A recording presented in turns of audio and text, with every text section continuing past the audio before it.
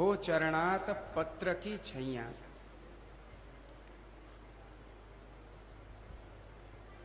भक्ति मार्ग में जीवात्मानी तत्परता ए त्यारे ज थाय छे ज्यारे जीवनी चरण कमल में प्रपत्ति छे। ज्यां सुधी श्री ठाकुरजीना के श्री महाप्रभुजीना के श्रीमद प्रभु चरण श्री गुसाईजीना चरण कमलनो एक आश्रय नथी, चरण कमलनो अनन्य आश्रय नथी, ए चरण कमल में जीवनी प्रपत्ति नथी, त्यां सुधी जीवने भक्ति मार्ग फलित नथी थतो। शिक्षापत्रनी अंदर प्रथम शिक्षापत्र में एना अंतिम श्लोकनी अंदर जे भक्ति मार्गना भगवदीओ छे ए भगवदीओना नव लक्षण बताववामां आव्या। ए नव लक्षणनी अंतर्गत सौथी पहेलुं लक्षण ए छे निजाचार्य चरणैक परायणः। पोताना निजाचार्य एटले श्री महाप्रभुजी अने श्री गुसाईजी एमना चरण कमलनो अनन्य आश्रय करनारो आ भक्ति मार्गनी अंदर आगळ वधी शके छे, आ भक्ति मार्गनो अधिकारी थई शके छे। पछी चाहे ए चरण कमलनो आश्रय तमे श्री गोवर्धनधरनो करो, श्री महाप्रभुजीनो करो, श्री गुसाईजीनो करो के श्री यमुनाजीनो करो, फल एक सरखुं मळवानुं छे, फल एक समान मळवानुं छे।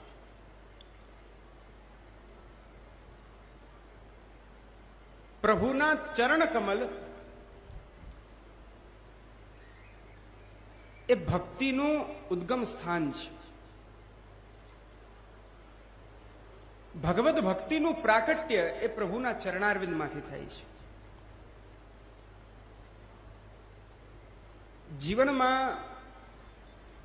कर्म मार्ग पर चालनारो, ज्ञान मार्ग पर चालनारो, योग मार्ग पर चालनारो जीव स्थिर नहीं थई शकतो एटलो स्थिर भक्ति मार्गी जीव होय छे। कारण के प्रभुनु चरण कमल ए आश्रय छे, ए आधार छे। एवं सुस्थिर नित्य आश्रय ज्यारे प्राप्त थई जाए ए प्राप्त थया पछी जीव डगतो नथी।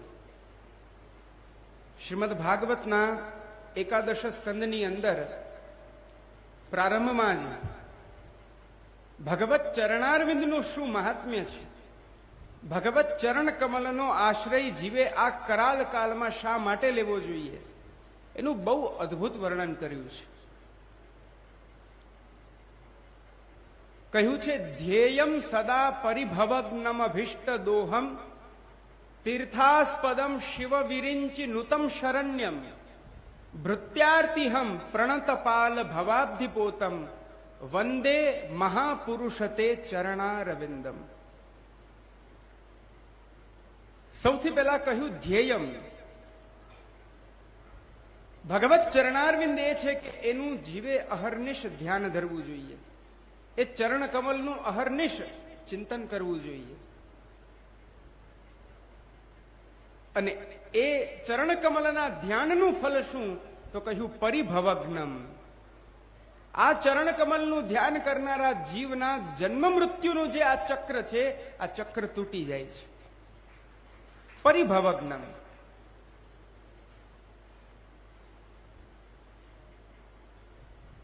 અનેક સાધનો કરો, अनेक यत्नों करो, परंतु आ कालचक्रमांथी जो विमुक्त थवुं छे तो एनो एकमात्र आधार ए प्रभुना चरणारविंद, प्रभुनो आश्रय। एटला माटे श्री महाप्रभुजीए आपे जे आज्ञा करी छे कृष्ण एव गतिर मम, श्री कृष्णनाद युगल चरण कमलनी अंदर मारी गति थाओ एनु कारण शुं? जीव आ कालचक्र थी मुक्त थवाने माटे कोनो आश्रय करशे, कोनु शरण ग्रहण करशे ज्यारे आ कराल काल में धर्मना 6 अंग पण दूषित थया छे। देश काल कर्ता द्रव्य मंत्र कर्म चतुर्विध पुरुषार्थ આ સર્વ કાંઈ આ કરાલ કાળમાં જીવ કરી નથી શકતો. ત્યારે એનો એકમાત્ર આધાર રહે છે, એ છે ભગવત શરણાગતિ, પ્રભુના ચરણ કમલનો એકમાત્ર આશ્રય. પરિભવગ્નમ, પ્રભુના ચરણ કમલનો આશ્રય કરનાર જીવ આ સંસાર ચક્રના જન્મ મૃત્યુના ચક્રમાંથી છૂટે છે. અભિષ્ટ દોહમ, એટલું જ નહીં, જેમ ઘરના આંગણે એક ગાય ઊભી હોય આપણી, તો એ ગાયને તમે જ્યારે પણ દોવો તો એ અમૃત સમાન દૂધ આપણને આપે છે. તો એ ગાયનું આપણા ઘર ઉપર રહેવું એ હિતકારી કે અહિતકારી? સ્વાભાવિક છે, હિતકારી છે. જ્યારે ઈચ્છા થાય ત્યારે આ ભૂતલનું અમૃત એટલે ગાયનું દૂધ એ આપણને એ પ્રાપ્ત કરે છે, એ આપણને પ્રદાન કરે છે, આપણે એને પ્રાપ્ત કરીએ છીએ.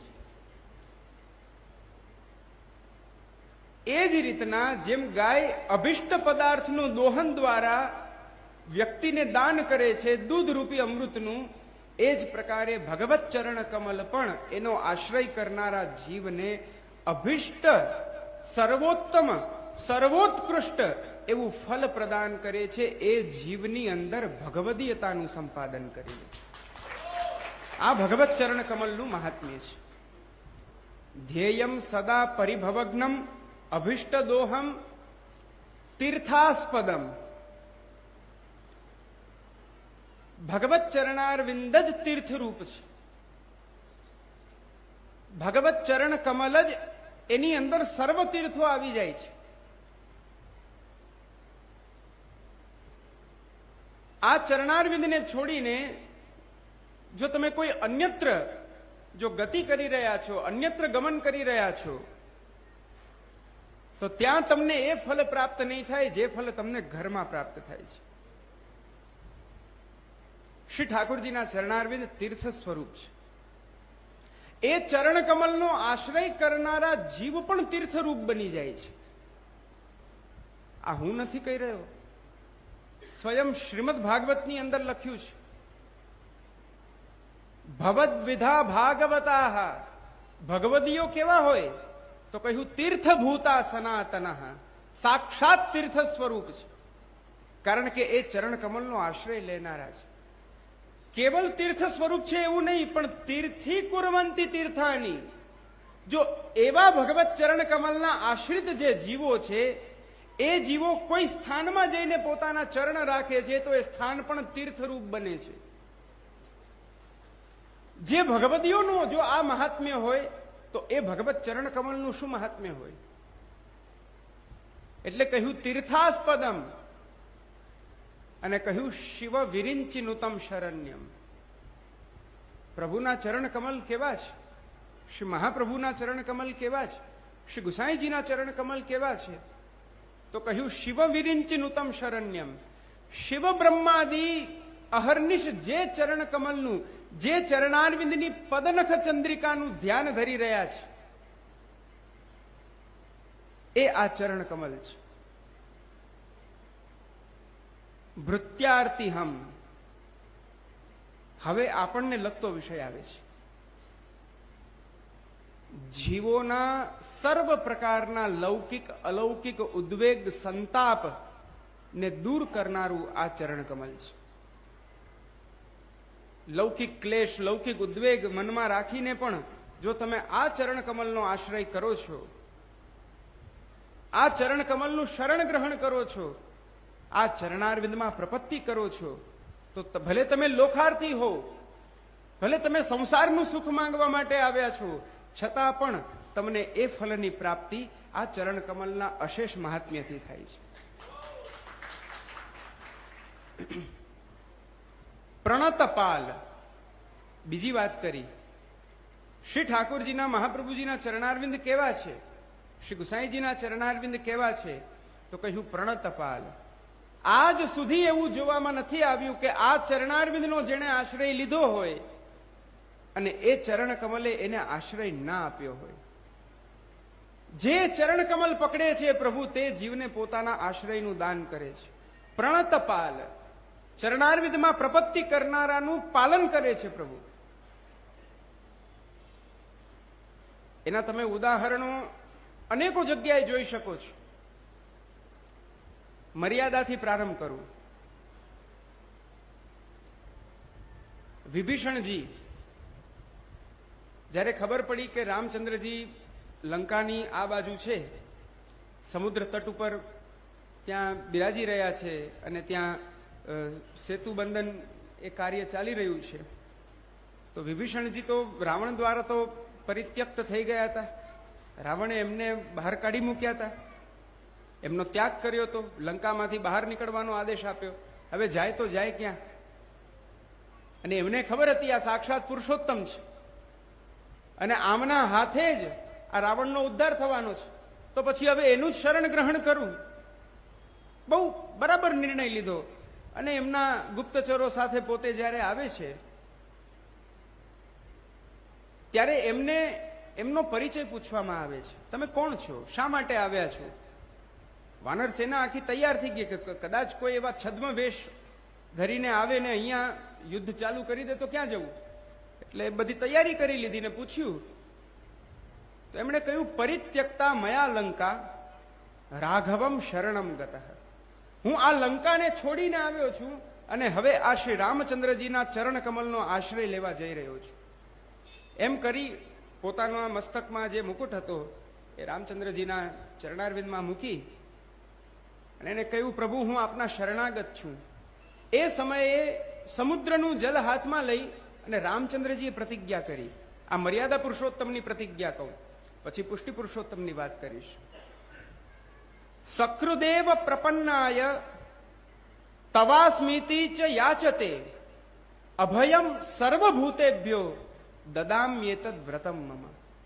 રામચંદ્રજી કહે છે, હું જીવની કોઈ પણ પ્રકારની અપેક્ષા નથી રાખતો, કેવલ એક અપેક્ષા રાખું છું કે એકવાર ખાલી મારા ચરણ કમલમાં આવીને પડી જાય, ખાલી એકવાર મારા ચરણારવિંદમાં સાષ્ટાંગ દંડવત પ્રણામ કરીને મારા ચરણ કમલ પકડી લે, બસ.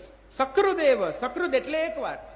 સકૃદેવ પ્રપન્નાય, અને એ ચરણ કમલ પકડીને કહે કે હે પ્રભુ તવાસ્મિતિ ચ યાચતે, હે પ્રભુ હું આપનો છું, હે ભગવાન હું આપનો છું, એવું ખાલી એકવાર બોલી દે. એ જીવ માટે હું વ્રત લઉં છું કે એ જીવના સઘળા કાળ ભયને હું ટાળીશ, એ જીવને હું અભયત્વનું દાન આપીશ. પ્રણતપાલ. આ બાજુ વ્રજવાસીઓ ઇન્દ્રની કોપવૃષ્ટિથી જ્યારે જોયું કે હવે કોઈ સાધન નથી, તો કહ્યું આ બધાનું કારણ શું છે? આ બધાનું કારણ છે આ ગોવર્ધન યાગ. જે ઇન્દ્રયાગ થવાનો હતો એ ઇન્દ્રયાગ અમે કર્યો નહીં અને ગોવર્ધન યાગ કર્યો ને એનું પરિણામ આજે વ્રજ ડૂબી રહ્યું છે. આજે વ્રજની આ પરિસ્થિતિ છે. આ થયું કોના કહેવાથી? હવે એની પાસે જાઓ. આ કોના કહેવાથી અમે કર્યું?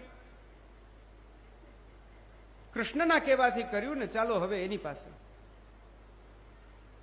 પ્રભુ પાસે જાય છે અને ત્યારે પ્રભુની શરણાગતિ કરે છે. ત્યારે પુષ્ટિ પુરુષોત્તમ પોતાના પુષ્ટિરૂપી પુષ્ટિ શરણને પ્રકટ કરી અને સ્વમાર્ગીય આશ્રયનું દાન પ્રભુ ત્યાં કરતા આજ્ઞા કરે છે. પેલા તો વ્રજવાસીઓ કહે છે, કૃષ્ણ કૃષ્ણ મહાભાગ, હે મહાભાગ, હે શ્રી કૃષ્ણ, ત્વન્નાથમ ગોકુલ પ્રભુ, આપ અમારા બધાના સ્વામી છો, આપ અમારા બધાના નાથ છો, અમે આપના શરણે આવ્યા છીએ, આપના સિવાય હવે અમારી ક્યાંય ગતિ નથી, હવે અમારો કોઈ આશ્રય નથી, કૃપા કરી આ ઇન્દ્રની કોપવૃષ્ટિથી હવે આપ અમારી રક્ષા કરો. આટલું જ્યારે કહ્યું ત્યારે પુનઃ ભગવાને ત્યાં પાછી પ્રતિજ્ઞા લીધી. અહીંયા પુષ્ટિ પુરુષોત્તમની પ્રતિજ્ઞા છે. ત્યાં રામચંદ્રજીએ મર્યાદાની પ્રતિજ્ઞા લીધી છે અને એ પ્રતિજ્ઞામાં પ્રભુએ શું કહ્યું છે? આ લોકોને હું અભયદાન આપીશ. પણ એ અભયદાન પ્રભુ કેવી રીતના આપે, શું આપે, એની કઈ ચોખવટ નથી કરી, એનો કઈ ખુલાસો નથી કર્યો. પણ અહીંયા પ્રભુ એનો ખુલાસો કરે છે. ઇન્દ્રની સામે જોઈને પ્રભુ કહે છે કે જો હવે આ આખી વાત બદલે છે. ઇન્દ્ર, અત્યાર સુધી આ બધા તારા અપરાધી છે, હું માનું છું, ચાલો, પણ હવે મારા શરણે આવ્યા છે, હવે આખો આ વિષય બદલી ગયો. અત્યાર સુધી તારા દોષી હતા, હવે મારા શરણસ્થ છે, એટલે સાવધાન. ઇન્દ્ર કહે કેમ? તો કહ્યું તસ્માન મચ્છરણમ ગોષ્ઠમ. આ ગોષ્ઠ એટલે આખું વ્રજ આ મારા શરણે આવ્યું છે. મન્નાથમ, મને પોતાનો નાથ માર્યો, અને મત પરિગ્રહમ, મારા શરણે આવ્યા છે માટે મેં એમનો હાથ પકડ્યો છે. મન્નાથમ મત પરિગ્રહમ, અને મારા દ્વારા એ જીવનું કરાવલંબન કરવાને કારણે ગોપાએ સ્વાત્મયોગેન, આ મારા જીવોને માટે હું સ્વયં મારા પ્રયત્નોથી, મારા યત્નોથી, મારા પુરુષાર્થથી આ જીવોની રક્ષા કરીશ, કરીશ અને કરીશ. પ્રણતપાલ, પ્રભુના ચરણ કમલ એ પ્રપત્તિ કરનારાનું પાલન કરનારા છે. ભવાબ્ધિ પોતમ હો ચરણાત પત્રકી છૈયા. આ ચરણ કમલ રૂપી છત્ર અહર્નિશ મારી ઉપર બિરાજો, એવું શા માટે કહેવામાં આવ્યું છે? કારણ કે ભવાબ્ધિ પોતમ, આ ચરણ કમલ જ એક એવી નૌકા, પોત એટલે નૌકા, આ એક એવી નાવડી છે કે આના આધારે જીવ આ ભવસાગરથી પાર જઈ શકે છે. હમણાં જ ક્યાંય પ્રવચન કરતો હતો ને અચાનક આ દૃષ્ટાંત આવ્યું યાદ, અને ત્યાં મેં કહ્યું હતું, અહીંયા પણ આપ સૌને કહી રહ્યો છું. સમુદ્રના અંદર એક નાનકડી એવી નાવડી લઈને જ્યારે તમે જાઓ, એ વ્યક્તિ નાવિક જે એકલો છે, ચલાવનારો એ એકલો જેમાં બેઠો છે, અને બંને બાજુ હલેસા છે ને એ નૌકા સમુદ્રમાં ચલાવી રહ્યો છે, અને માનો કે સમુદ્રમાં તોફાન આવ્યું, તો સમુદ્રની અંદરનું તોફાન બહુ ખરાબ. એવું કહે કે 10-10 ફૂટ સુધી આમ મોજા ઉછળીને આવતા હોય સામેથી, એટલા વેગથી જલનો પ્રવાહ આવતો હોય. તો એમાં નાનકડી એવી નાવડી હોય આમ 6-1 ફૂટની, તો શું એ આ સમુદ્રમાં, આવા ભયાનક ઉત્પાતી સમુદ્રની અંદર શું એ નાવડી એમને એમ રહેવાની છે, પાર ઉતરવાની છે? જરા હા કે ના તો કહો. અને એની સામે એક મોટું જહાજ હોય, જે જહાજની અંદર એક આખું નગર સમાઈ જાય એટલું મોટું જહાજ હોય, એવું મોટું વહાણ હોય, અને એ વહાણમાં બેસીને જો તમે જતા હો તો આવા તોફાન આવી જાય અને વયા જાય. તમે જયારે સૂઈને ઉઠો ત્યારે કોઈ કે તમને ખબર પડે, ઓહો તોફાન આવ્યું હતું, અમને તો ખબર જ નથી પડી. કેમ? એ સમુદ્રની સામે એ મોટું જહાજ એ સર્વથા સક્ષમ છે. એ વિશાલમાં વિશાલ લહેરોના એ શૃંખલાઓને તોડીને એ પોતાના માર્ગને આગળ વધારતું રહે છે. પોતાના લક્ષ્યની, પોતાની ગતિની અંદર એ ગતિમાન છે. આ કરાલ કાળની અંદર જે આપણે સંસારની અહંતા મમતાનો અસદ આગ્રહ આપણા જીવનમાં રાખીને બેઠા છે ને, આ એ 5 ફૂટની નાવડી છે. અને કોઈની માટે રહી જાય છે તો પણ ભાગવતમાં એક બીજી વાત કહી છે. માની લો એક વાહનમાં કોઈ બેસી અને કોઈને ત્યાં ડ્રોપ કરવા જાય છે, બીજા લોકો લાઈનમાં ઊભા છે, તો એના માટે શું કરવું? હવે બીજું વાહન ના આવે તો? ઘણી એવી મોટી મોટી તમે મોલમાં ને કોઈ એવી જગ્યાએ જાઓ તો ત્યાં પેલી ગલ્ફ કાર ને બધી હોય, તો ત્યાં એવી વ્યવસ્થા હોય કે 10 કે 12 કાર જ હોય. આમ લોકો ઘણા છે પણ પછી વારાફરતી એ ક્રમ ચાલતો રહે. તો અહીંથી ફોન કરવામાં આવે કે ભાઈ અહીંયા વાહન પૂરું થઈ ગયું છે, હવે તમે જલ્દી આવો, લોકો ઘણા બધા અહીંયા રાહ જોવે છે. એવું થાય ને? તો એને એ પાછું વાહન પાછું આ લોકોને તેડવા આવે છે. ભગવત ચરણ કમલ રૂપી નૌકા કઈ આવું જ કરી રહી છે. શ્રીમદ ભાગવતના 10મ સ્કંદના 2 અધ્યાયની અંદર દેવતાઓ સ્તુતિ કરતા ભગવદીઓને બહુ ઉત્તમ કાર્ય કરનારા એવું બતાવ્યું છે. આ ભગવદીઓ શું કરે છે? સ્વયં સમુત્તીર્ય સુદુસ્તરમ દ્યુમન. આ ભવસાગરથી આ ભગવદીઓ પાર ચાલ્યા જાય છે એ ચરણ કમલ રૂપી નૌકાનો આશ્રય લઈને. પણ એ કેવલ જતા નથી. ભવત પદાંભો રૂહનાવ મત્રતે નિધાય યાતા સદનુગ્રહો મહાન. એ ચરણ કમલમાં બેસીને પાર નથી જતા, ત્યાં જઈને પાછા એ ચરણ કમલને વિનંતી કરે છે કે આપ ત્યાં પધારો, હજી મારા જેવા ઘણા જીવો છે. અને એ ચરણ કમલ રૂપી નૌકા પુનઃ ત્યાં પાછી પધારે અને એ જીવો પુનઃ એનો આશ્રય લે અને આ ભવસાગરથી પાર જાય છે. ભવાબ્ધિ પોતમ, પ્રભુના ચરણ કમલ એ નૌકા સમાન છે. વંદે મહાપુરુષતે ચરણારવિંદમ.